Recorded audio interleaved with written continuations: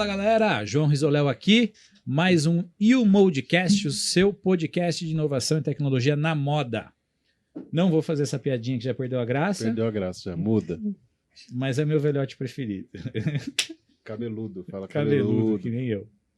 Tudo errado, velho. Sandro Costa, mais um dia. E aí?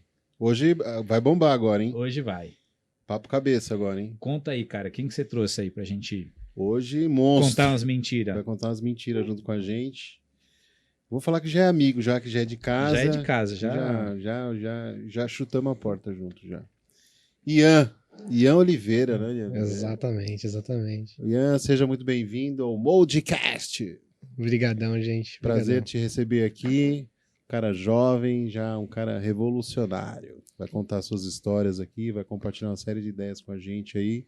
Bem feliz em te receber. Bom, obrigado por me convidarem, gente, de verdade. Feliz pra caramba aqui de estar perto de vocês, poder trocar essa ideia, né? A gente sabe que é complicado pra caramba ter esse momento, então só tenho a agradecer, gente. Vamos pra Muito cima. legal, muito feliz. E vamos entrar em campo, cara. Vamos começar quente. Conta aí, o Ian é da Twig.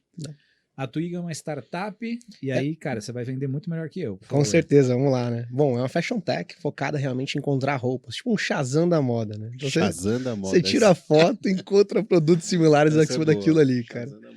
Então a gente tem como missão, né, tanto no nosso aplicativo encontrar essas roupas similares, quanto plugado nas marcas, fazer com que facilite a jornada de compra do usuário no e-commerce, né? Então a gente tem esse desafio ali como principal. E, cara, como eu comecei, né, dentro disso, até para ficar um pouco mais claro, né? Tinha trabalhado junto com o pessoal da Iguatemi, né, Builders Bank, né, Builders como um software house, e aí a gente acabava ficando muito mais próximo do pessoal da Iguatemi, né? E aí, cara, foi meio que uma maluquice, né? Eu tava em casa um dia, pós algum hackathon, né? Eu fiz muitos hackathons também, a gente pode entrar nisso depois. Legal. Mas eu fiz bastante hackathons e dentro de um deles, ele recebeu uma ligação do nada, cara. O Samuel, né? Samuel é o cara que trabalhava junto comigo, né? Basicamente o chefe lá da Builders. Ligando, cara, gostei. A gente tinha acabado de sair na época negócios, né? Por causa dos hackathons lá. E, cara, gostei. Eu acho que eu tenho um desafio aqui que é a sua cara. Falei, vamos conversar, uai. Vamos trocar uma ideia. E aí ele falou, bora. Terça-feira você tá livre? Eu falei, bora. Fui. 7 da manhã, cara. Eu morava longe pra caramba da Faria Lima. E aí saí cedinho e tal. Cheguei atrasado, né? Pra variar. E, pô, sentei lá pra trocar ideia com a galera tal. Tava ele e... Não, tava só ele no começo, no café da manhã. Café da manhã e tal. Ele falou, cara, tem um desafio assim assado, né? Olhando pra inovação, acho que tem a sua cara, para liderar algumas equipes de tecnologia. Acho que faz total sentido a gente trocar uma ideia. Falei, beleza. Me explicou todo o plano da Builders, me explicou o que eles estavam vendendo, como eles já estavam correndo, já estava na Pernambucana, já estava uma galera de varejo. Falei, cara, vamos... Aí, tipo, terminou a reunião, assim, do café da manhã. Eu falei, beleza, né? Vamos conversar depois. Ele, não, reunião agora. A gente lá, sentado lá, a diretora e o gerente da Iguatemi já esperando a gente para poder conversar. Então foi maluquice, cara. Foi assim, entrei meio que do nada, Supetão. mas ao mesmo tempo um supetão real. E, assim, muito por estar atrelado à tecnologia, né? Então eu acabei entrando em inovação de uma forma muito, acho que orgânica, sabe? Tipo, foi muito rápida também. Foi assim, coisa de 2 semanas eu já tava lá dentro, vambora, vamos fazer acontecer. Então foi realmente muito bom, cara. Foi muito legal. Sensacional, cara. E a Twig, cara, ela é, por essência, disruptiva, inovação. Conta rapidinho e, assim, algumas passagens da sua jornada que te motivaram a chegar na Twig, né, cara? Você foi até a Builders, Isso. mas eu sei que você teve também uma janela na The Bakery, enfim, conta um pouquinho. Bora lá. Cara, foi assim, desde o começo eu sempre tive essa veia um pouco empreendedora, né? Tanto que a gente fazia muitos hackathons por conta disso, por olhar para novos mercados, entender as oportunidades, as dores, mas principalmente por causa do meu pai, cara. Meu pai é empreendedor desde sempre, então ele tinha essa visão muito clara, né, sobre tecnologia e empreendedorismo, então meu papo com ele sempre foi esse, desde os 12 anos. E, cara, a gente sempre tinha essa vontade, sabe, de trocar ideia, de conseguir entender como que funciona realmente o negócio, né? Então, quando eu fui pra Builders, foi tipo minha mãe, assim, pra conseguir entender como funcionava o dia a dia. E aí, depois de 3 anos que eu tava na Builders, já tinha passado por vários desafios diferentes. Um deles foi a Iguatemi, né? Passou também por Marisa, passou por Pernambucanas, passou alguns outros projetos ali. E a gente falou, cara, eu sentei, né, junto com o Samuel, a gente sentou e começou a conversar. Falou, cara, será que não é o momento, né? Veio uma proposta da The Bakery, né? Vindo pela Evelise, que na época cuidava ali de people e tudo mais. E ela falou, cara, acho que tá na hora. O que você acha disso aqui, né, que eu tô fazendo? Na verdade, era um projeto de CVB, só que junto com Santander, e eles precisavam muito da nossa entrada, assim, né? Uma visão um pouco mais jovem e tal. Só para explicar, Ian, que quem nos acompanha são executivos que atuam no mercado de moda. Assim. E já puxaram nossa orelha quando a gente usa algum termo, para eles não terem que googar o que é CVB. Tá, bora. Corporate Venture Building. É basicamente criar uma empresa, né, dentro da própria estrutura da empresa, né, mãe, fazer com que nasçam novas startups ali dentro com algum tipo de metodologia, né, de inovação. Então, basicamente, esse era o desafio, né? E falou, cara, o que você tem feito? Tal, expliquei o que eu tava fazendo mais ou menos. Falou, cara, acho que faz sentido. E aí eu conversando depois com o Samuel da Builders lá, ele falou, cara, vai lá, arrebenta, cara, vai pra cima. E aí foi um momento onde foi muito interessante, né? Porque você expande muito o networking na hora de você criar isso e você fica muito perto de algo que você gostava, que é startup, que é um lance um pouco mais dinâmico, né? Muito corporate. Falei, cara, gostei disso aqui, né? Achei da hora. E foi no momento que a gente tava na metade do projeto, a gente teve essa ideia. Falei, cara, vamos fazer alguma coisa nossa? Né? E acho que tem um pouquinho dos outros dois personagens, né? Que é o Murilo e a Ariadne, que, puxa, toparam, né? Outros doidos, né? Por que toparam isso? Não faço ideia, mas resolveram topar isso. E eu falei, cara, vamos construir alguma coisa com isso, né? O Murilo, vocês conheceram, sabe que são maluco, é um maluco, né? Gente fina. E, cara, veio com uma série de ideias assim, vamos fazer uma coisa de energia limpa, vamos olhar pra, sei lá, cara, problema com lixo. Eu falei, cara, caramba, mas como é que eu toco um negócio desse, né? Tipo, eu nunca trabalhei com isso na vida, eu não sei como fazer. E aí foi, cara, ele virou e falou, cara, vamos de retail, gente. A gente sabe, a gente trabalhou com isso, a gente já sabe mais ou menos ali os problemas. E a gente falou, cara, vamos fazer essa parada, cara, vamos pra cima. E aí o Lilo teve essa ideia, né, de, que tal se a gente usasse o conceito Snap and Find, né, que é aquela brincadeira do Snapchat lá, você tira a foto, encontra algo através daquilo. Eu falei, cara, isso é legal, isso tem potencial, isso tem potencial. E a gente começou a maturar esse cara. Tipo, puta, de informação que a gente consegue tirar disso, né? Então, assim, desde o dia 1 da Twig, a gente pensa muito em quais dados a gente consegue tirar para melhorar na produção, marketing, tudo atrelado realmente à marca, né? Então, foi desde o comecinho, assim, pensando em como estruturar o negócio realmente juntos ali, mas a vontade, ela sempre existiu, gente. Acho que eu e o Murilo, a gente estudou junto, né? Então, a gente tinha 10 anos de idade, já falava de negócio, já falava de ter uma empresa juntos. Então, acho que a Twig é meio que uma concretização de um sonho, essa é a real. Irado. Legal. E assim, dá uma aprofundada assim em relação ao produto, quais são os entregáveis, porque eu acho que até agora ainda o público que nos escuta ali não entendeu ainda. Dá mais uma aprofundada, quais são essa geração de valor aí que estão se propondo a entregar. Puta, cara, então, basicamente a gente quer facilitar a experiência de compra no e-commerce, né? A gente se propõe a fazer isso através de busca por foto. Então, seja aqueles iconezinhos que você vê lá geralmente no buscador, né? Tipo, busca por foto. Basicamente, o que a gente tem feito? A gente se coloca à disposição para poder melhorar a experiência de compra no e-commerce, né? Então, desde você ter aquele iconezinho de foto para você buscar, né, por foto dentro do e-commerce, ou até mesmo a gente conseguir fazer aquela adesão de, puxa, eu quero comprar essa camisa que tá no Sandro, mas eu sei que tem um look inteiro ali, né? Geralmente mostra a foto com o look inteiro, só que eu não consigo encontrar de novo aquela roupa. Então, se eu clicar ali num produto similar, eu consigo encontrar aquele look inteiro e levar tudo já para sacola. Então, é realmente para facilitar a vida dos usuários, né, no momento de compra, no momento de decisão, né, no momento de construção desse look. Então, acho que é principalmente isso que a Twig acaba trazendo. E dentro disso, tem toda a cadeia do painel de dados, né? Então, tudo isso é realmente pensando que as informações que a gente consegue extrair disso, seja pelo recorte, seja por entender quais cores estão sendo mais buscadas, entender qual tipo de roupa está sendo mais buscado, a gente também traz uma outra visão, que é o quê? Puxa, o que de fato o meu usuário está querendo? O que ele de fato está pedindo, né? E essa transcrição de tendência é algo que a gente está olhando bastante, que é a hora que a gente fala, né, que tem muita sinergia com o que tem na Mode. Acho que é basicamente isso que a gente agrega de valor no final do dia para as marcas.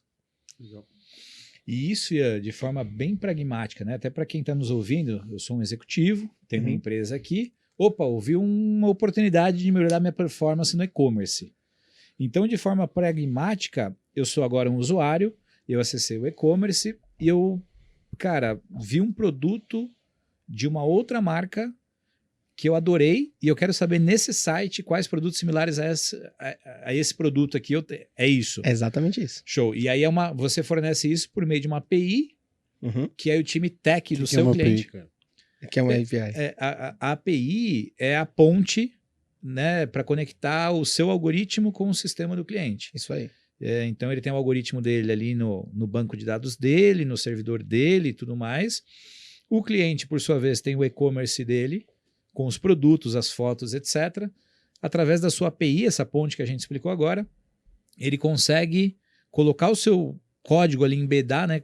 Enfim, colocar o seu código dentro do site dele para isso acontecer. É isso. É exatamente isso. A nossa inteligência artificial funciona via API mesmo. O cara vai lá, a partir desse plugin, né, entre aspas, ele entra e acessa diretamente dentro da nossa inteligência. Então ele acaba utilizando nosso serviço via web services, né, que todo mundo chama ali. Show. E quem é o perfil de cliente, assim? Porque quando a gente pensa nisso, hoje não importa o tamanho, qualquer empresa, né, de moda, eu empreendedor, o Grupo Arezzo, o Grupo Soma tem e-commerce. Sim. Quem é o perfil de cliente que pode fazer uso disso e o quanto vocês estão investindo energia, né, em cada um desses perfis? Cara, eu acho que assim, todas as marcas podem utilizar, né? Não seria maléfico de forma nenhuma, ajudaria de fato a experiência de compra. O que a gente tem focado é realmente criando, né, o ICP, né, que é o cliente ideal que a gente tem aqui para Twig. Ele é muito pautado em número de produtos. Então, a galera que tem vários produtos funciona muito bem, porque a gente acaba fazendo uma associação, tira a necessidade daquele scroll infinito, né, de tentar encontrar um produto, ficar horas e horas ali buscando. E eu acho que principalmente a galera que já está faturando também um pouco mais robusto. Porque, queira ou não, tecnologia disruptiva, ela é um pouco mais cara, né? Então a gente tem uma série de desafios para conseguir fazer com que isso fique mais barato, né? Então acho que essa galera, por enquanto, que tem um pouco menor ou é muito pequeno, não vale tanta pena por conta desse preço. Mas a galera que tá um pouco maior, já tá realmente ganhando robustez, cara, faz total sentido ter, porque alavanca bastante ali a conversão. Você falou uma palavra aí que deu um arrepio aqui, que é tecnologia disruptiva, né? Sim. O mercado de moda tem um pouco dessa característica de, não vou falar a palavra resistência, mas tem atrito ao que é disruptivo. Uhum. Qual a estratégia de abordagem para mostrar para esse executivo que, né, tá há muito tempo no mercado, sempre fez daquele jeito, que é a frase que a gente tá bem acostumado a ouvir, a olhar para uma tecnologia que pode ser disruptiva e vai gerar valor para a marca dele?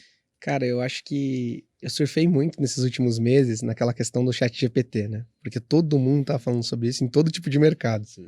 Cara, a principal coisa que eu falava, cara, sabe o ChatGPT? É como se você tivesse a mesma tecnologia, mesmo nível de tecnologia, né, de inteligência para o seu negócio, só que embedado no seu site, sabendo exatamente o que está acontecendo no seu site. E aí realmente muda um pouquinho naquela visão, porque você acaba virando uma resposta para o mercado. Né? O mercado hoje ele exige uma resposta um pouquinho mais bruta sobre o que você está fazendo sobre inteligência artificial, sobre o hype do momento, né?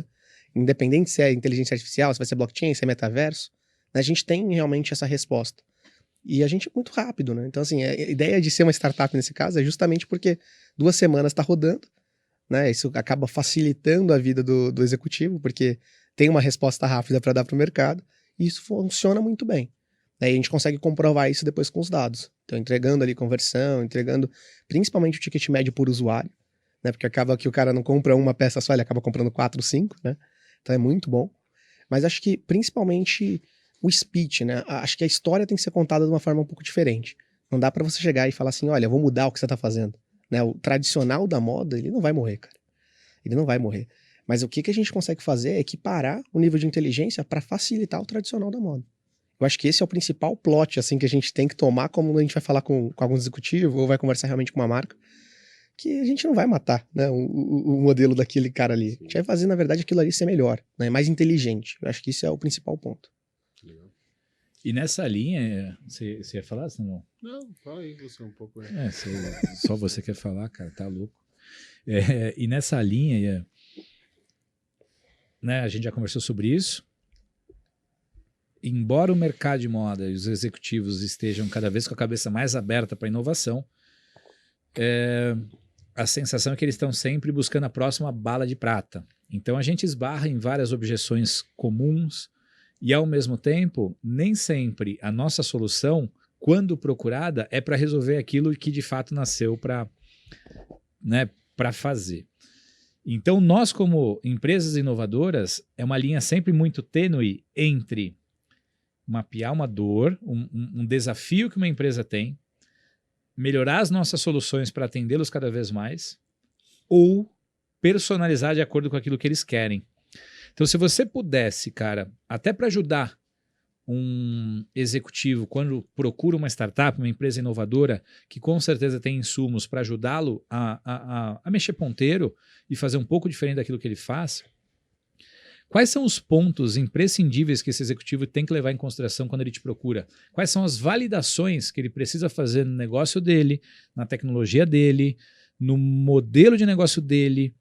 Porque, só para incrementar a pergunta, ele já tem um time ali, bate-estaca, cara. O time que tem que entregar, né, no momento adverso, ele não pode parar a roda que está girando. Ele tem que montar uma squad paralela para fazer... Enfim, o que você recomenda? Cara, eu acho que o que eu tenho visto no mercado que tem funcionado bem é a visão do Open Innovation, né? Eu acho que isso tem sido um caminho para encurtar essas inovações. E por que eu digo isso? Porque quando a gente vê até o modelo para você conseguir ser homologado na empresa, é 3 meses, 4 meses, cara, com essas grandes, né? A gente leva muito tempo para conseguir a homologação, para conseguir fazer de fato virar fornecedor, né, de tecnologia para esses caras. Então, eu acho que se criasse realmente essa trilha, meio que um fura-fila, digamos assim, para conseguir matar um problema rápido, né? Já usam muito aquela visão de POC, né? Para conseguir fazer isso mais rápido. Por quê? Esse fura-fila, eu acho que ele abre, expande um pouquinho a visão do que eu posso testar ou não, né? Então, fazendo esses ajustes, assim, por meio de ter uma squad, sei lá, paralela, ou até mesmo embedada no próprio time para entender e beber as dificuldades que tem no dia a dia, eu acho que ele é imprescindível. Não é nem necessário, né? É imprescindível. Sem isso, você não consegue realmente olhar para o todo, né? Tipo, deixa eu entender quais são as dores que estão tendo aqui dentro da minha empresa e como que eu consigo sanar elas através de plugins ali com essas outras empresas. Eu acho que isso tem funcionado muito bem através do Open Innovation, tá fazendo meio que um jabazinho, né, do que eu fazia antes, mas é basicamente fazendo matchmaking mesmo, né? Matchmaking é você encontrar a empresa que é certinha com aquilo que você tá realmente com as dores, né? Então você tem que fazer um processo onde você elenca as principais, né? Então entende ali o todo, né, daquele mercado que você está inserido. Depois disso, você consegue entender, dentro de cada uma dessas que você elencou, o que é de dificuldade de integração. Por quê? Alguns vão ser só API, que nem a gente explicou atrás, né? Outros vão ser uma plataforma própria que não tem uma black box, né? Que é tipo uma caixinha fechada com toda a tecnologia deles ali e você não sabe o que está acontecendo ali dentro. E tudo isso ele vai levar em consideração na hora de fazer a dificuldade de integração com o seu time. Então, eu acho que, principalmente, elencar, conseguir saber quais são os pontos de integração de cada uma dessas startups. E depois, cara, é negociação, né? Aí vai para negociação, não tem como. Puxando essa negociação, eu acho que a gente tem que lembrar, né? Que tem empresas ali que são pequenas, obviamente, né? Early stage, estão indo ali para um caminho agora. Então eu acho que é importante a gente levar em consideração também isso, né? Que, tipo, tem conta para pagar. Então não dá para fazer esse lance mais de POC gratuita. Vamos fazer esse lance. Cara, a gente fez muito no começo porque a gente sabe que é só assim pra gente conseguir ter case, né? Mas eu entendo que a gente precisa valorizar isso, né? Porque, querendo ou não, essa entrada de mercado ela é super importante. Então eu coloco essa visão do Open Innovation como um bom fura-fila para o mercado de corporate mesmo, mas eu ainda coloco essa visão, né? Tipo, tem que fazer isso de uma forma inteligente, conseguindo elencar as startups certas, integrando e sabendo o que integrar de fato, né? Não é toda a tecnologia que funciona ali dentro. Legal. Faz todo sentido. Eu queria te fazer uma provocação ali quando você traz, né, em relação ao teu produto, dados, né? Que você trouxe essa questão de dados. A gente tem uma máxima dentro do Mode que o dado estruturado é o grande petróleo do momento, né? Mas ter o dado, a gente fala que a gente precisa transformar esse petróleo em gasolina, que é minerar essa informação, minerar esse dado e transformar em gasolina para ele ser útil de alguma forma. Quando você olha para o produto de vocês, nessa extração de dados, como é que você orienta ou qual é a tua expectativa do que como que a marca vai tratar essas informações, esses dados extraídos do produto? Hoje a gente tenta não ser mais o velocímetro, né? Entender só aquela visão de conversão, tal. a gente tenta trazer o máximo de insights possível. Então, se, por exemplo, num mês atípico teve um lançamento novo, né, de uma coleção, e essa coleção performou mais do que as outras, isso já dá um alerta para esse cara. Cara, já fica de olho nesse cara aqui, porque isso aqui vai aumentar suas vendas. Né? Ainda mais quando você tem aquele link direto com o outlet, né? Tá no finalzinho ali daquele sprint na campanha e faz com que aquilo ali venda mais. Pô, beleza, interessante. Quanto disso veio de fora, quanto isso veio de dentro?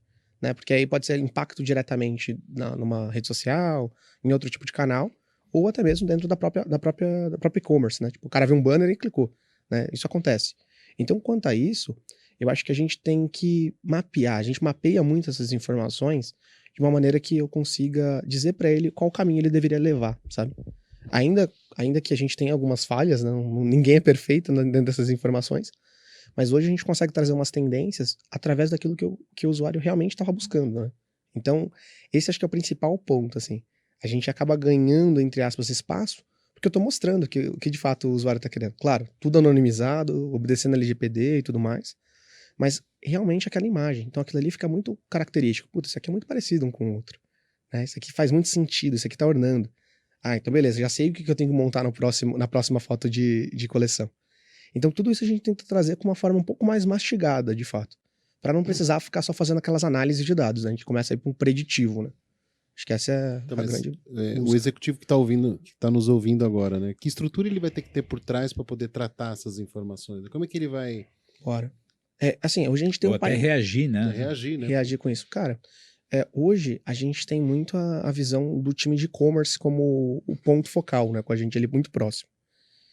E, basicamente, todas as vezes que a gente traz esses insights ali de uma forma um pouco mais mastigada, isso é levado em consideração para a construção do digital. Né? Então, assim, queira ou não, ainda tem muito aquela questão, né? O digital ainda tem muito espaço para crescer. As marcas ainda estão apostando muito no físico e, de fato, traz retorno, né? Não tem como a gente falar que não traz. Mas, quando o assunto é digital, eu acho que cada vez mais a gente precisa ter a proximidade desses times analisando o dia a dia. Né? Então, assim, hoje a gente tem o time de e-commerce, o diretor que vai estar ali muito próximo, né? O diretor de digital que está geralmente mais próximo, ele acaba vendo uma visão de, tipo, beleza, vamos drivar o que vai estar dentro do digital. Né? Acho que a gente acaba não trazendo tanta essa visão quando a gente fala de lojas, por exemplo, que você tem que saber exatamente o que colocar na tua vitrine, senão, né, traz algum problema.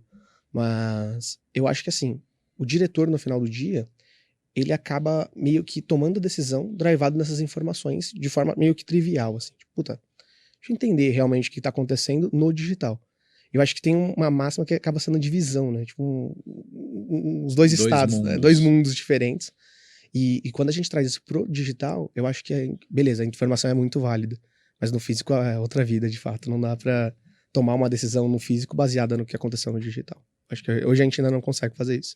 Não, mas é um primeiro passo, né? Gerar insumo e cruzar isso. Eu tive uma experiência na Estúdio Z, que foi uma das empresas que eu fui diretor, e na implantação do e-commerce lá, eu aprendi, né, isso faz 2016, faz um tempo, que a gente tinha, por exemplo, eu trouxe o cara de Visual Merchandising para conversar, e era muito claro assim que o trabalho dele de Visual Merchandising para a loja física era muito diferente para o trabalho da loja online. Então, isso gerou uma série de insights, né? E aí, trazendo essa provocação, né? É muito legal a gente conseguir gerar insights através de dados só do e-commerce, até para retroalimentar o desenvolvimento da coleção. A gente pode identificar comportamentos muito diferentes da loja física online, que pode retroalimentar o desenvolvimento da coleção, que é até uma das nossas missões, né, João? Com certeza. Eu acho que um ponto de atenção, né, Sandrão? Vamos... Assim, se a gente for separar a era dos Jetsons para os Flintstones, né? Vamos dizer que hoje, dada a evolução que o nosso mercado teve desde a pandemia, está no meio do caminho entre Flintstones e Jetsons, né? Vamos lá na frente, vamos pensar que agora conseguimos, né, as empresas, a cadeia como um todo, ela conseguiu conquistar a velocidade necessária, os processos, tecnologia. A gente bate muito na tecla da história de coleção e produto. Sim. O digital, ele é a primeira isca que a gente tem para detectar padrão, para detectar tendência, para detectar oportunidade. Então, olhando lá na frente, vai chegar uma hora que a gente vai ter que ser capaz, aí eu estou falando a gente, nos colocando como marcas, defendendo o nosso mercado, de entender que nós temos no nosso perfil de clientes necessidades diferentes, desafios diferentes, velocidades diferentes. E se a gente não for capaz de capturar, usar, ter um lugar, né? Então vamos lá, são 3 coisas diferentes. Então quando a gente fala de inovação, uma coisa é capturar um dado, outra coisa é minerar isso para gerar um insight. E o terceiro, que eu considero o mais desafiador, é ter velocidade de reação com aquilo. De nada adianta eu te falar, cara, ó, marca, olha aqui, acabei de descobrir uma mina de ouro. Camiseta vermelha com a gola azul. Puta, que informação legal. Mas e aí, o que eu faço com isso? Você precisa lançar em 10 dias, senão daqui 10 dias já tem outra camiseta. Então, pelo menos começar eu ia falar drivar, mas a gente não... a conduzir o mindset, né, cara? A cabeça, as ideias, para que isso não é impossível, isso tem que ser uma missão, né, cara? Tem que ser uma meta que as marcas têm que ter. Então, acho que esse episódio hoje, assim como a gente já fez com outras startups, a gente tem que se permitir e desafiar quem está nos ouvindo, perguntando, cara, se o que está fazendo hoje está levando para esse caminho, se está conseguindo, de fato, implementar inovações orientadas para isso que a gente está dizendo. Se não for isso, quais outros caminhos tem? O ponto é o que a gente está fazendo hoje, daqui 5 anos, daqui 3 anos, já não vai mais fazer sentido. Isso é um fato, tá aí. Né? Eu falei até num podcast da Cíntia, eu tive o privilégio de ser mentorado pelo CEO de uma das maiores empresas da história, de outro segmento, não vou citar o segmento que aí vai ficar muito óbvio, foi por muitos anos a maior empresa, top 3 de faturamento no mundo, e esse cara foi responsável por construir todos os prédios e contratar boa parte dos executivos dessa empresa, e ele foi responsável por passar em prédio para desligar todo mundo. Essa empresa quebrou. Então, assim, não existe empresa grande o suficiente que esteja protegida e blindada, cara, de não se reinventar, de não... Enfim... Falei, não fiz nenhuma pergunta. Não, mas de qualquer forma você trouxe aí alguns pontos bem interessantes, né? E é uma reflexão, né, Ian, que a gente tem dificuldade de ter eco. Então, quando a gente leva esse tipo de assunto para grandes empresas, até pelo desafio do momento, pelos reportes que a gente tem visto de balanço, não dá para entrar tanto no mérito, mas eu acho que aqui a gente tem que se permitir desafiar, provocar. E o grande desafio, e a gente tem escutado de vários executivos do mercado, cara, a gente nunca teve tanta informação, a gente nunca teve tanto dado, mas a gente não sabe tratar o dado e não sabe reagir ao dado, que o João, né? A cadeia como um todo, ela é lenta, né? Eu sou de uma 30 anos de varejo, eu comecei na área de planejamento e eu tenho discutido com o João, né? O planejamento moderno fala entre pré-season e in-season, né? E eu venho sonhando com acabar com o pré-season. Eu acho que essa coisa de a gente estar planejando com muita antecedência e estar acreditando que isso que vai acontecer, né? A moda planeja quase um ano antes do game ali, de entregar o produto para o consumidor. Então, o in-season, que é você ter a informação, ter o dado estruturado e conseguir reagir. Aí você precisa ter uma cadeia produtiva com velocidade, um bom relacionamento com o fornecedor, tem uma série de premissas para você ter velocidade. Então, eu tive um dos CEOs que fez essa provocação, ele falou, cara, meu filho, um dia ele falou, cara, pai, hoje como tem informação no mercado, né, e na empresa mesmo, filho, eu também tenho um monte de dados, e às vezes eu não consigo trabalhar com tanta informação que eu tenho, tanto dado que eu tenho, e a empresa não tem velocidade. Então, acho que esse é um dos grandes desafios que a gente tem, de trazer o dado estruturado, mas como é que a gente pode apoiar essas marcas para ter velocidade na reatividade? Chico Xavier. Caramba, né? Trouxe uma reflexão do caramba, né? Não, porque, cara, por exemplo, né? A gente acaba adota muito dessas tecnologias hoje, sem meio que entender o chapéu, né, do outro lado. Né? A gente, poxa, eu sou de tecnologia, cara. Não sei exatamente como é que você tá ali planejando, de fato, a coleção, né, passando por tudo aquilo. E aí é aquela brincadeira que no começo da conversa, né? O tradicional, ele vai enfrentar o novo muitas vezes, né? Pô, por exemplo, você conseguir fazer realmente a concentração dessas informações e levar em consideração o que tá tendo de tendência no mundo inteiro, né? Que nem realmente acontece fazendo aquela rota, né, de Nova York, Londres, Paris, Milão. Eu acho que esses insumos, eles não vão deixar de ser válidos. Mas a gente tem que saber como utilizar esse cara, né, para conseguir ganhar velocidade. Eu acho que isso, claro, isso casa muito em questão de produção, isso casa muito em questão de criação, né? Não é muito fácil a gente falar assim, ó, tal produto vai bombar daqui 15 dias, né? E assim, até a visão de vocês também, acho que eu queria perguntar isso, na verdade, para vocês, tem que perguntar isso. A visão de vocês, o produto da YouMold, quando vocês falam sobre predição, como que vocês conseguem fazer esse compiler ali de informações? Cara, isso é um desafio, Ian, porque isso varia muito de marca para marca. E é até uma tese que a gente tem discutido com várias marcas, né?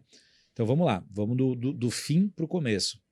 Tem marcas, e assim, é a grande minoria do nosso mercado que são formadoras de opinião. E essas marcas, elas dão menos peso a informações externas. Então, pô, legal, tal benchmark está fazendo isso, o outro está fazendo aquilo, show, já vi, gostei. Mas eu não vou levar 5% em consideração essa tendência que a gente detectou nesse range. Esse range é os últimos 15 dias. 5%.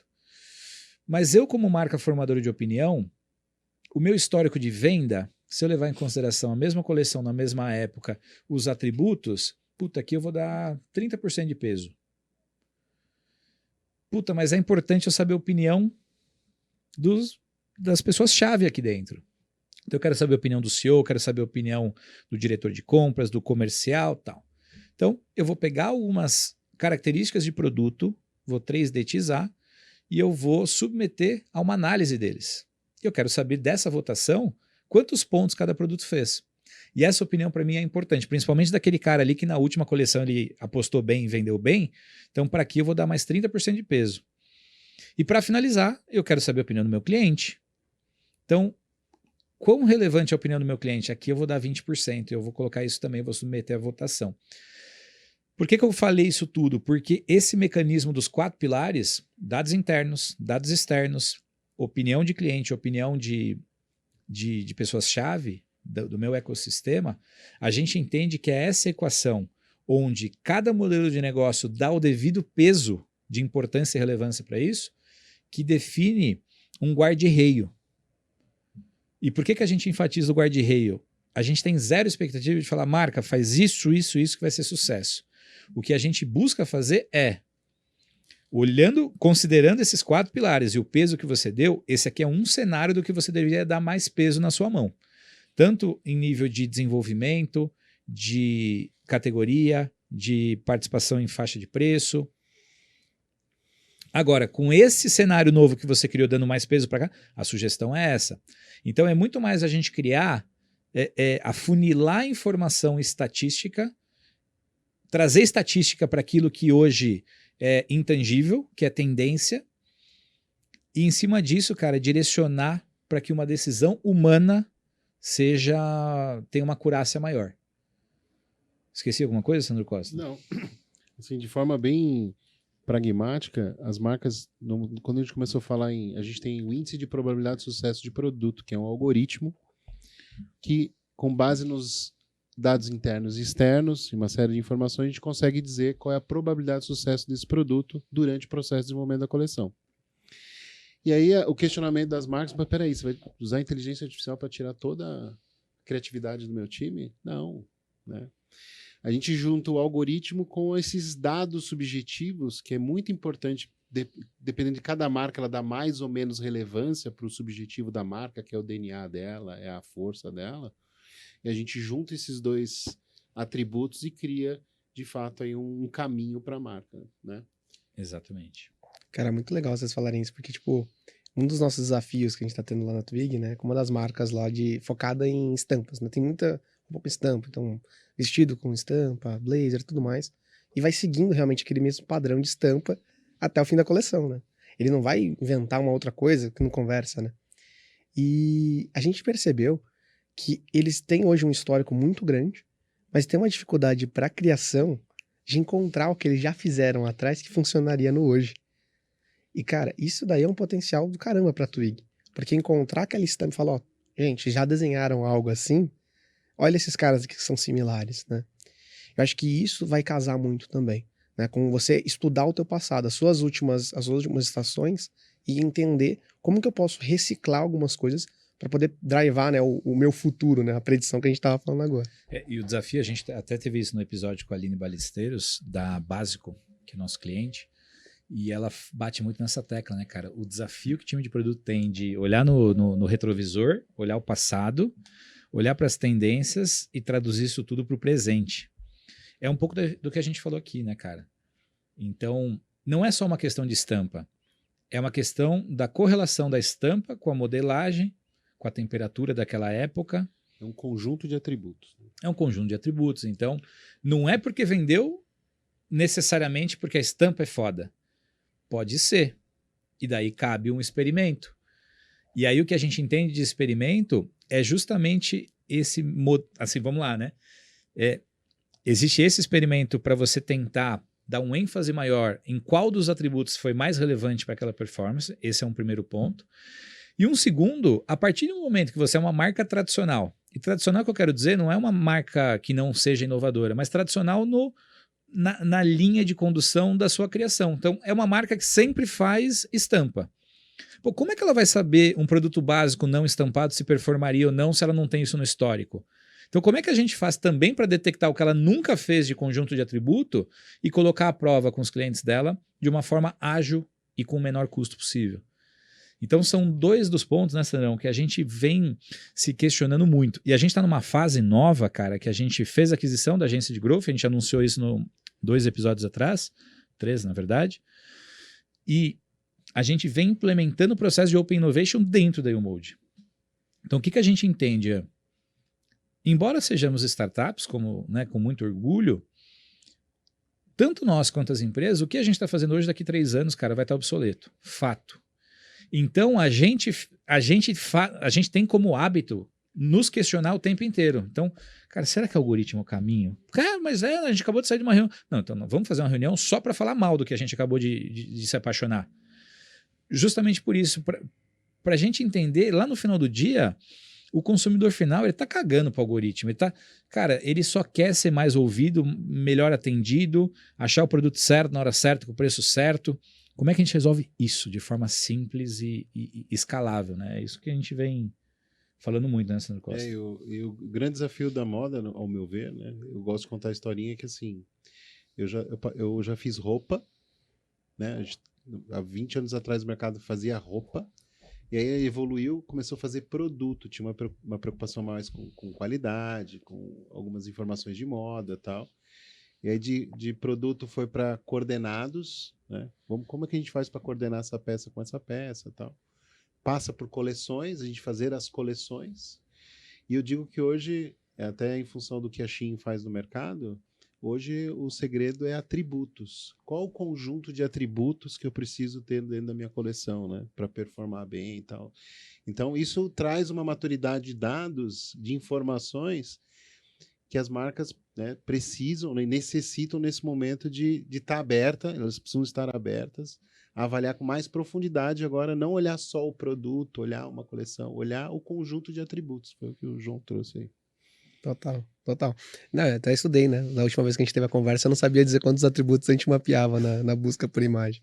Descobri, são 254. Tem muita gente aí, então você tem que entender, né, a parada. Cara. Mas, cara, é um baita índice, né, cara? Porque a gente bateu 273. E assim, cara... Explica esse 254, 273, as pessoas estão vendo. Exato, são atributos. É Mega Sena. Papo de bêbado, né? Mega Sena. É o número da Mega. Quando a gente fala de atributo, pode ser uma série de coisas. Então, no caso do Ian, ele acabou de dizer que eles têm 254, a gente tem 273. E aí, o que é isso? Cara, se eu tirar uma foto do Ian agora, ele vai detectar o tamanho da manga, a cor, o botão, Pantone, né? o Pantone, a gola, até mesmo a textura do tecido, lifestyle, ocasião e por aí vai. Então, atributo do produto num nível de granularidade que transparência radical, você não vai usar tudo, cara. Não vai. Por isso tem um índice para dentro desses 200 e cacetada que a gente falou agora, de qual é mais relevante para aquilo. E à medida em que você traqueia e mantém esse traqueamento, você começa a detectar qual é o conjunto de atributos que, coincidentemente, quando estão juntos, performam melhor. Em que época do ano, em que região do Brasil, para qual perfil de cliente, em qual ticket. Então, o que a gente vem buscando fazer muito, Ian? A gente usa o RFV como metodologia para detectar a temperatura de engajamento do cliente. E essa história de atributo toda que a gente contou, justamente para a gente conseguir fazer o match do produto certo, para o cliente certo, e no momento com maior probabilidade de sucesso. E aí o ponto é justamente o peso que a gente dá para esses insights. É o momento que a gente está agora, né, Sandrão? Exatamente. A gente tem até um cliente que ele foi o primeiro cliente nosso que, em vez das soluções que nós tínhamos disponíveis naquele momento, ele não começou do início, ele começou do fim, que era a nossa solução de performance de venda. E depois de um ano, começou agora, faz sentido para ele o PLM. Por quê? Na venda, ele começou a enxergar, com base na venda, os atributos, olhando a performance por região. Então, cara, como é que eu faço agora para retroalimentar o sistema? Como é que eu faço para usar todos esses atributos que eu enxergo na venda no desenvolvimento da coleção? E a gente está agora nessa fase de implantar o PLM, porque não adianta você ter os atributos de informação e você não conseguir, de forma digital, né, em real time, conseguir interferir na coleção. Reagir. Então, a gente, para poder agir com velocidade. Então, a gente está implantando agora o PLM, que agora faz muito sentido para ele. Porque ele tem esses atributos ali na venda e ele retroalimenta o sistema para mudar o percurso da coleção, né? Mudar o destino ali. Isso aí, cara. É por aí? Chico Xavier. Chico Xavier. Total. Ian, o que você vê, cara, esse momento que a gente está passando, né, dos balanços aí assustadores e das empresas querendo inovar e ao mesmo tempo buscando as balas de prata, o que você recomenda, cara, para esses executivos assim, em termos de inovação, foco, o que na sua visão é mais fogo de palha, o que de fato mexe ponteiro? Cara, eu acho que assim, né? Todos os mercados estão sofrendo um pouquinho com isso, né? Nossa, inclusive, como startups, também está sofrendo um pouquinho com essas baixas. Mas eu acredito que assim, principalmente e-commerce e D2C, tem um mundo para ser desbravado ali, né? Eu acho que tem um mercado inteiro ali para ainda pegar essas inovações, começar realmente a trazer, né, essas entregas que já estão acumuladas, né? Muita coisa já saiu naquele momento inicial da pandemia e tudo mais. Mas acho que o pós-pandemia, aquela brincadeira, um novo normal, ele vai ser um pouquinho mais parecido com o antigo normal, né? Porque, basicamente, tanto a visão, né, de investimentos, até mesmo a questão de vendas dessas marcas, eu acho que eles estão muito correlatos, né? Tipo, eu não vou ter tanto crescimento, eu não vou ter aquele crescimento agressivo, blitzscaling da vida, né? Que é você crescer a todo custo, né? Porque depois lá na frente, puta, e aí? Né? E essa dívida aí que eu fiz por causa dessa parada, né? Então, eu tenho enxergado que as inovações, elas têm que ser atreladas a muito resultado, né? Então, assim, puxa, o que tá funcionando para a marca tem que ser o maior nos investimentos desses caras. A gente tá passando por um momento em que, queira ou não, isso parece muito óbvio, né? Vamos lá, né? Não tô na pele do cara, mas parece muito óbvio. Cara, se é o digital, foca no digital, cara. Faz esse digital triplicar, né, de receita, faz esse cara triplicar, vendendo mais, trazendo mais gente ali para tráfego, né, dentro desse cara. Mas eu enxergo que provavelmente tem aí uma questão de como que essas agendas estão se distanciando, né? A gente passa por um momento tão político, tanto, né, agravante questão econômica mesmo, né, global, que eu acho que é um momento em baixa, que a partir do momento que a gente começar a entender e recuperar esse fôlego da economia, essas coisas vão começar a crescer também. Porque se deixou de vender, é porque provavelmente a galera que comprava antes está sem dinheiro, né? Então isso tem um pontozinho ali que é meio que óbvio, mas de qualquer forma, o que eu acho que equilibra muito bem esse cara é apostar onde o seu time tá ganhando. Eu não apostaria, sei lá, em revoluções, né?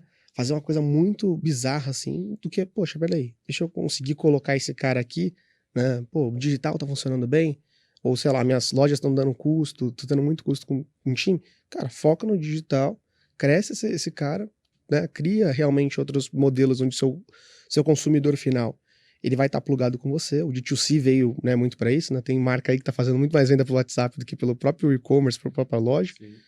Né? Então a gente vê que esses caminhos alternativos, eles têm um potencial gigantesco. Então acho que eu optaria aí pelo caminho onde realmente dá para traçar e mais informação possível, né? Trazer mais informação possível para depois tratar e conseguir ser preditivo. Eu acho que eu iria mais para esse entorno. Mas é uma pergunta cabeluda pra caramba. Essa daí foi complicada, cara. E são perguntas que a gente costuma fazer no dia a dia, porque a gente se coloca muito na pele do executivo, né, cara? Que momento desafiador, velho. Muito. Do tipo assim, o que eu faço para melhorar a eficiência do meu negócio?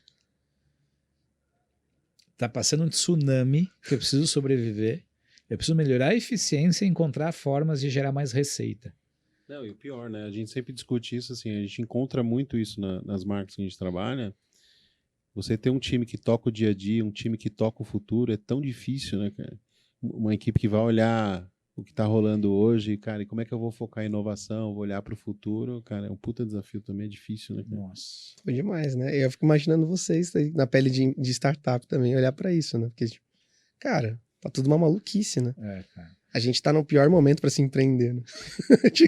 Foi o pior momento que a gente podia ter escolhido pra empreender agora. Hoje a gente teve Mix Up, cara, que é uma reunião que a gente faz, né, com todo o time. E dos slides a gente falou disso, né, cara? Então, beleza, a gente tá no momento, tá aqui o slide eficácia versus eficiência. O que é cada um e quando que a gente tem que ser eficaz, quando que a gente tem que ser eficiente. Beleza. Desafios que a gente vai enfrentar e tá tudo bem. Os desafios que a gente tem visibilidade são esses. Os que a gente não faz ideia são esses daqui. Então, tipo assim, a crise macroeconômica, ela nem começou ainda, cara. Essa é real, né? Em tese, ela vai estourar até o final do ano. O Dia das Mães, né, Sandrão, pelo que a gente vem conversando, não foi bom para quase ninguém. Agora, qual que vai ser o impacto dessa questão macroeconômica? Não fazemos ideia. O ponto é, do nosso lado, a gente vai acelerar com força e o desafio é crescer 3 vezes de novo esse ano. Como a gente já cresceu 3,5 vezes no passado, mas isso é um nível de convicção que a gente, né, defende. Mas, ao mesmo tempo, dependendo do que acontecer, nós temos que reagir mais rápido ainda, né? E a gente tem que ter a bandeira de desafiar o nosso mercado, para quem está nos ouvindo, as provocações que a gente faz é porque juntos a gente quer encontrar soluções, né? A gente assumiu o papel de protagonismo e a gente não vai aceitar o sempre foi assim, sempre vai ser. E a gente vai batalhar junto com as marcas, com os nossos clientes, quem está para se tornar e vai se tornar nosso cliente também, para juntos a gente ajudar nesse momento, né? Porque hoje, só, Sandrão, você falou pra cacete agora, eu vou contar piada, mas para a marca que quer buscar eficiência, cara, estamos aqui. Startups. Para a marca que quer buscar novas linhas de receita, como monetizar mais com o mesmo cliente, estamos aqui.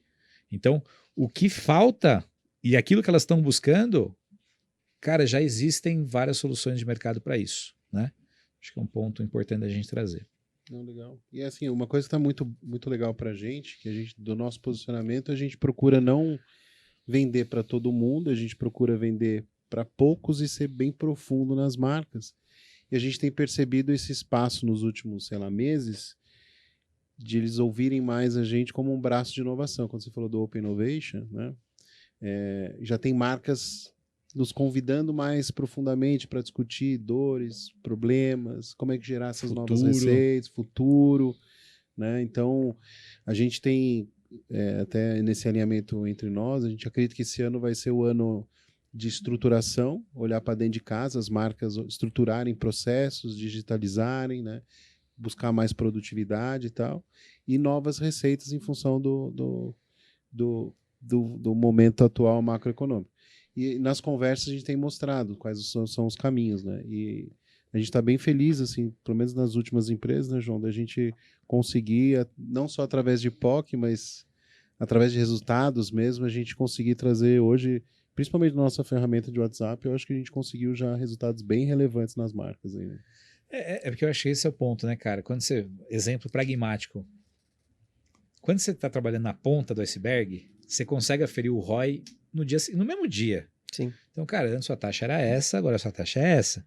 Quando você vai para soluções da base da pirâmide de desenvolvimento, qual que é o ROI? Beleza, eu te falo.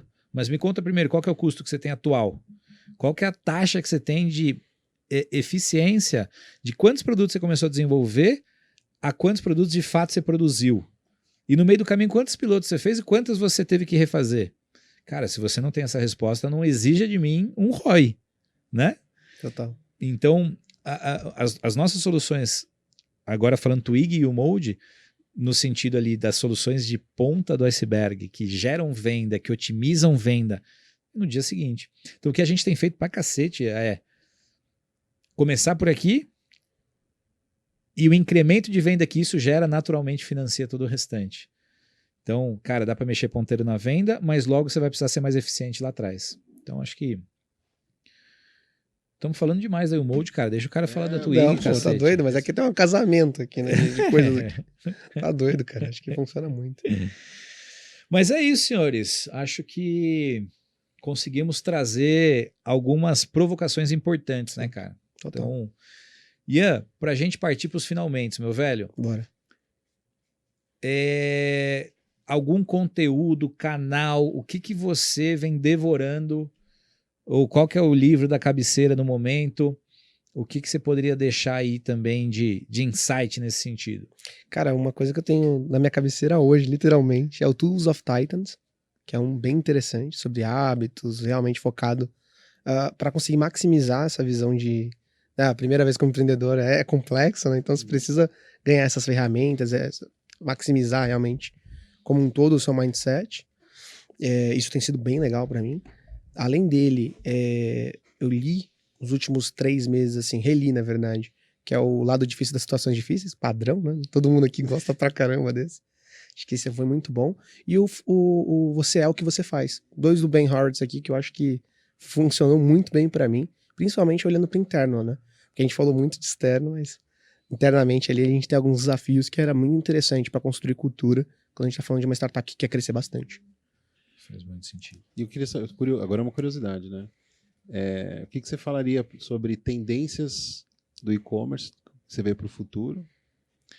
E para mim a China já era até um pouco tempo atrás uma referência de venda online, né? Os caras estavam. Se para você também é uma boa referência o mercado chinês, como é que você vê o futuro do e-commerce aí nos próximos anos? Cara, eu acho que esse mercado focado realmente em e-commerce, muita coisa vai vir nova. Eu acho que vai vir muitas coisas novas para incrementar aquilo que a gente tem como plataforma padrão, né? Eu acho que esses incrementais, até porque senão não faria Twig, né? Querendo ou não, eu acredito muito nessa tese. Mas eu acho que além disso, é o casamento entre o próprio e-commerce e o D2C, né? Você está diretamente ligado ao consumidor, seja pelo o seu chatbot ali, usando o ChatGPT, por exemplo, né? Para fazer esse intermédio. Mas eu acho que isso funcionaria muito bem e acho que é uma próxima tendência, sei lá, para os próximos 3, 4, 5 meses. Né? Agora, olhando mais para o futuro, cara, eu acho que tem muita coisa para rolar ali. Eu acho que tem até um pouquinho de AR aí pro meio, né? Para você conseguir fazer tryout, conseguir entender. Traduz. Tryout, perdão, gente. Valeu, foi mal. Mas o tryout é basicamente você conseguir experimentar usando a inteligência aumentada, né? Então, basicamente, ele vai jogar a roupa que você tá ali projetando no 3D no seu corpo, né? Você entender se fica bacana ou não antes de poder comprar, né? Então, acho que isso é uma tendência, eu acho que isso tá para acontecer. Claro, ainda tem umas questões aí, questão de tecnologia, de como implementar isso, mas já tá caminhando bem, cara. Eu já vejo algumas coisas assim, já vi algumas coisas funcionando. Falei, puta, isso aqui é interessante, cara, né? Eu vi um criador lá, um gerador de roupa 3D, 3 fotos, você consegue encontrar um 3D muito bem feito. Então isso aí já começa a potencializar, né? A criar realmente essa referência para conseguir executar. E quanto ao lance da China, cara, já é uma realidade que eles são muito bons, né? Mas eu adicionaria a Índia como um bom modelo de venda, cara. Eles são referências em questão de você poder comprar, né, hoje digitalmente, principalmente por ser muito populoso, né? Se tivesse só loja, ela tava ferrada, né? Mas assim, de fato é um mercado que tem crescido pra caramba, assim, né? Todo mundo tem analisado bastante e até mesmo um pouquinho da África, né? O mercado africano também tem mostrado bem interessante como um potencial de teste muito grande, né? Você olha ali para Cabo Verde, olha para Moçambique. Eu tô olhando mais para os portugueses porque, né, a gente já sabe ali que consegue ter uma adesão um pouco melhor. Mas é de fato um mercado em crescente. A gente olha ainda a nível de inovação, não, né? Que ainda são mais antigos. É como se a gente tivesse em 1990 lá agora, né? Mas a gente pega essas informações, consegue transcrever lá, a gente já sabe basicamente o game que foi feito de lá para cá, né? Então a gente consegue meio que modelar um pouquinho mais. Então acho que eu diria que Índia, África e China, assim, tem muita coisa para esperar desses caras nos próximos anos. Legal. Irado. Ian, conta pra gente onde a galera te encontra, onde encontra a Twig, como é que faz pra... Quero contratar a Twig. Cara, O que ele tem que fazer? dá um toque lá no Instagram do Twig. Twig TWIGGYS, né? E também no site, né? Acho que Repite. Repita, tá ligado? TWIGGYS. É esse cara. E a partir do momento que entrar em contato com a gente, tá lá pra atender, vamos pra cima. Né? Então pede contato pra vocês, né? Só bora, os caras conhecem todo mundo. Só dá um toque lá e com certeza a gente tá aí pra ajudar a gente. Sensacional. Sandrão, últimas considerações, cara, que você já falou muito, bicho. Não quero mais falar. Obrigado. Não, legal, sensacional. Mais uma aula aqui do Ian, parceirão nosso.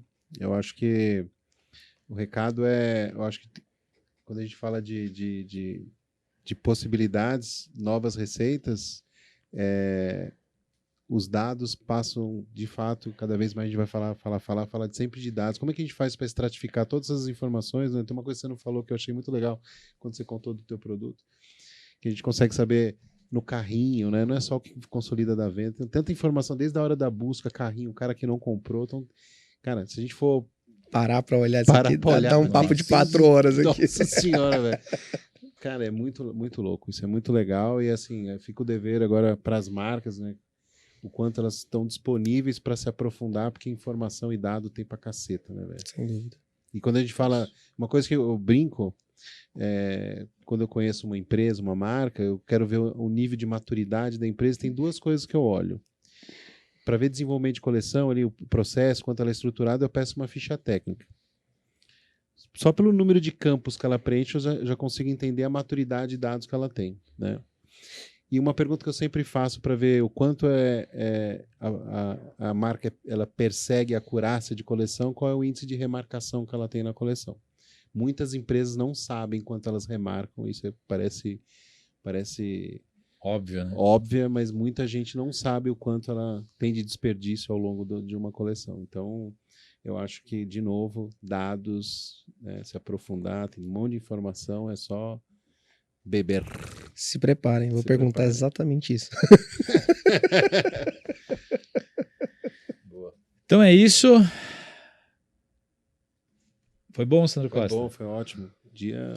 Então, beleza. Foi demais. Então, você que ficou até aqui, mais uma vez, obrigado. Qualquer tema relacionado à inovação e moda, desde o planejamento da coleção até o sellout, você encontra aqui na YouMold. Então, lembrando, youmold.app, nosso Instagram, YouMold no LinkedIn e youmold.com.br, o nosso site. Escreve lá, pede uma demo, um papo que a gente precisa fazer nosso amigo aqui que trabalhar, ele está muito ocioso. Não, a gente precisa, assim, a marca pode até entrar no site lá, falar, eu quero bater um papo sobre inovação com a galera aí, a gente monta uma sala de guerra lá. Chama no Chama no LinkedIn. LinkedIn, a gente gosta de A gente papo gosta de também. viajar o Brasil, Exatamente. e é isso. Então, Valeu, galera, obrigado. valeu!